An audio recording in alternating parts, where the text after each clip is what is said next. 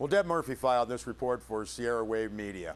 In response to the budget update at last Tuesday's Inyo County Board of Supervisors meeting, the Inyo County Sheriff's and Probation Department heads admit budget increases are out of control, literally out of their respective controls. Personnel costs are a big factor, said Inyo County Sheriff Bill Lutz. Salaries haven't gone up that much, but he did note that there is a 2% cost of living increase. But workman's compensation, retirement, and medical insurance costs have. Now, that's out of our control, Lutz said, explaining that workers' comp for law enforcement officers has jumped significantly, with the department paying rates in the same category as underground miners. Just the cost of doing Bishop has gone up 3 to 4%, Lutz said. His example was the bulletproof vest required for officers. We'll go for a couple of years without buying new ones, Lutz said, but this year we have to buy at least 8 at about $1,500 a pop. In addition, animal shelter food and supplies have increased 6%, and the department's radio communication repeaters go up 4% a year as part of the department's contract. Now, Inyo County Probation Chief Jeff Thompson also indicated personnel costs top the list of his departmental budget. We have a small budget to begin with, Thompson said. Traveling and training required for probation officers is also a big factor. Now, according to Thompson, probation officers are required to take 40 hours of training every year. For juvenile counselors and supervisors, training requirements are nearly as stiff, with 24 and 40 hours required, respectively. Thompson said, "We try to bring the training here, but can't always do that." Now, also, in addition, the department has 2 new POs and 4 new juvenile counselors, all 6 required to take 5-week core training off-site.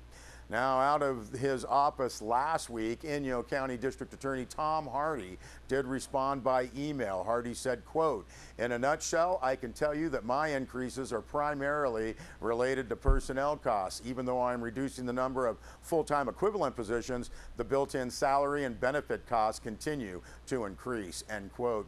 Now, Sheriff Lutz described references to crime rates as a two-headed monster. Said if the crime rate is up, people are unhappy. If we're doing a good job, they talk about budget cuts. Active patrols keep the crime rate down, Lutz said. If a guy's casing a gas station and sees a patrol car roll by, he'll think twice before robbing that station. Lutz said he's been here 40 years and seen ups and downs. If we're not out there patrolling, we're going to have issues, Lutz said.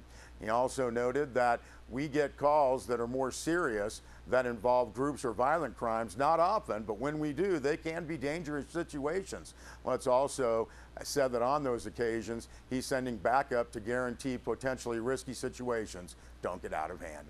Now, another law enforcement issue equally out of Inyo County control was the passage of Prop 47 in 2014. This was reducing nonviolent simple drug possession and property crimes from felonies to misdemeanors. Lutz said agencies are going to see more of these type of cases. According to the sheriff, those offenses are up 48% in Ridgecrest. People are slipping through the system, Lutz said. It's going to bite us. Now, on the flip side of Prop 47, the numbers are down at the Inyo County Jail, despite the mandate to house those nonviolent, non-sexual offenders by the state's realignment.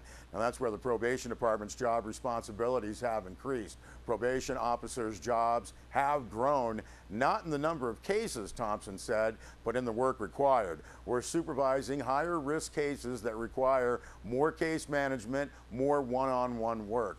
Also, in addition, the department's pretrial monitoring is working to keep the jail population down. We're spending money to keep folks out of jail, Thompson said, and on their way to being tax-paying citizens.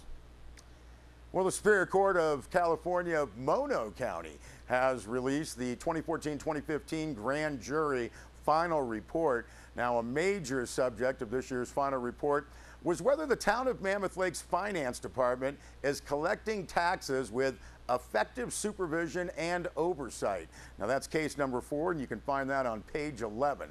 Now, a copy of that 2014-2015 Mono County Grand Jury Final Report is available in electronic form in a PDF file on the court's website, monocourt.org. Also, in addition to the 2014-2015 grand jury final report, grand jury final reports for the last 10 years are also available in the PDF format on that court website.